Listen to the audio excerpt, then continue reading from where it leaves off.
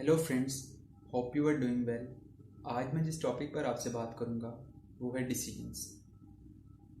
Friends, decision में तीन categories आती हैं। फर्स्ट वन, वो कौन से लोग हैं जिनकी डिसीजन पावर वीक हुआ करती है। सेकंड वन, अपनी डिसीजन पावर को इम्प्रूव करने के लिए क्या किया जाए। थर्ड वन, डिसीजन करते हुए हमें किन बातों का ख़ास ख्याल रखना चाहिए।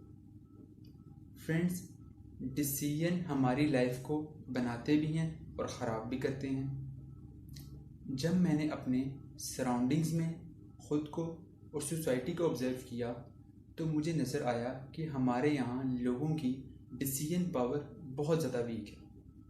अब सवाल ये उठता है कि वो कौन से लोग हैं जिनकी डिसीजन पावर बहुत ज़्यादा वीक है। फ्रेंड्स, वो लोग जिन्होंने अपनी लाइफ में लिमिट्स या बाउंड्रीज सेट नहीं की, उनकी डिसीजन पावर बहुत ज़्यादा वीक है।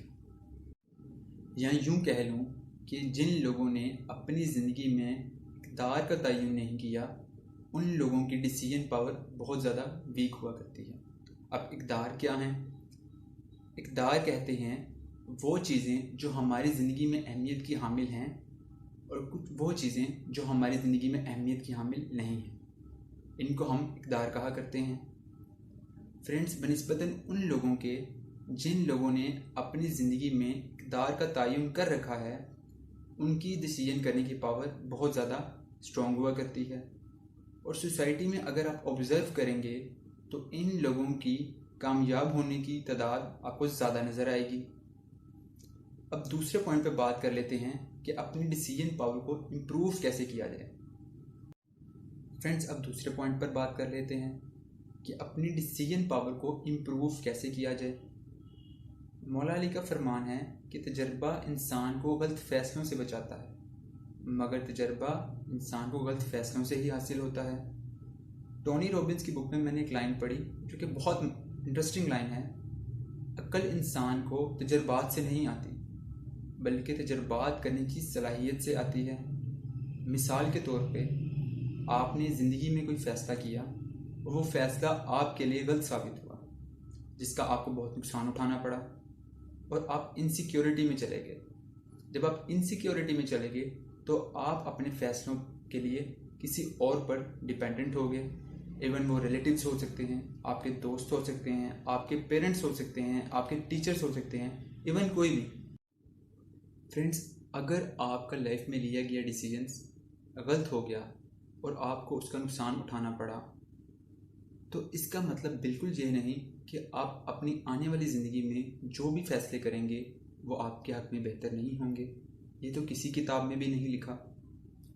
आप अपनी लाइफ में छोटे छोटे डिसीजंस करें जिससे आपकी डिसीजन करने की पावर इम्प्रूव हो और आपको डिसीजन करने में हेल्प हो सके। टोनी रॉबिन्स कहा करते थे कि मैं दूसरे लोगों की निस्बत ज़िंदगी में इसलिए ज़्यादा कामयाब हुआ हूँ क्योंकि मैंने ज़िंदगी में उनसे ज़्यादा बुरे फ़ैसले किए हैं। अब बात करते हैं थर्ड पॉइंट पे कि वो कौन से पॉइंट्स हैं कि जब हम अपनी लाइफ में कोई भी डिसीजन करने लगें तो उनका हमें ख़ास ख्याल रखना चाहिए। फ्रेंड्स, सबसे पहली बात कि किसी भी सिचुएशन या कंडीशन में अगर हमें लाइफ में कोई डिसीजन करना पड़े तो हमें इमोशनली होकर नहीं सोचना। मे बी हो सकता है कि जिस कंडीशन और सिचुएशन में हम कोई भी डिसीजन लेने जा रहे हैं उसका हमारे पास्ट एक्सपीरियंस के साथ बहुत गहरा ताल्लुक हो। अगर हम इमोशनली होकर सोचेंगे तो हमें इस चीज़ का नुकसान उठाना पड़ेगा। हमें हमेशा उस सिचुएशन या कंडीशन को प्रैक्टिकली होकर देखना है। मिसाल के तौर पे, अगर एक टीचर क्लास में पढ़ा रही हैं, 50 स्टूडेंट्स हैं जिनमें उनका बेटा भी साथ पढ़ रहा है,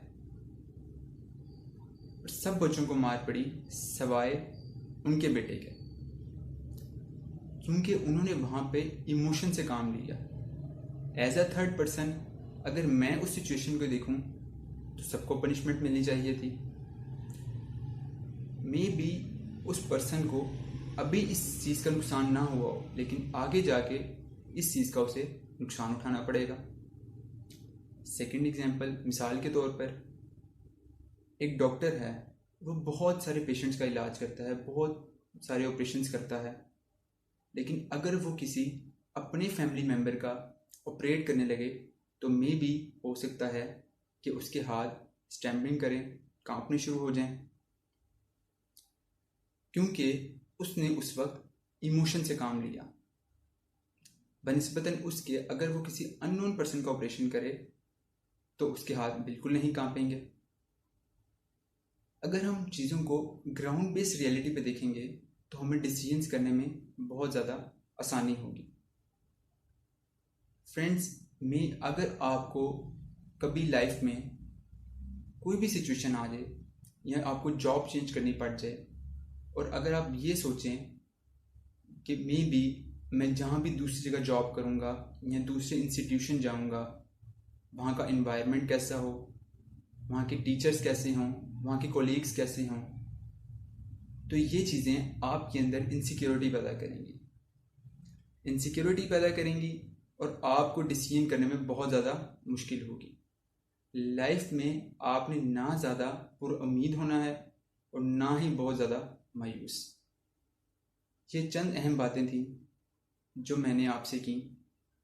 इंशाल्लाह एक नई टॉपिक के साथ आपके साथ नेक्स्ट वीडियो में मुलाकात होगी। तब तक के लिए अपना ख्याल रखें। अल्लाह हाफिज़।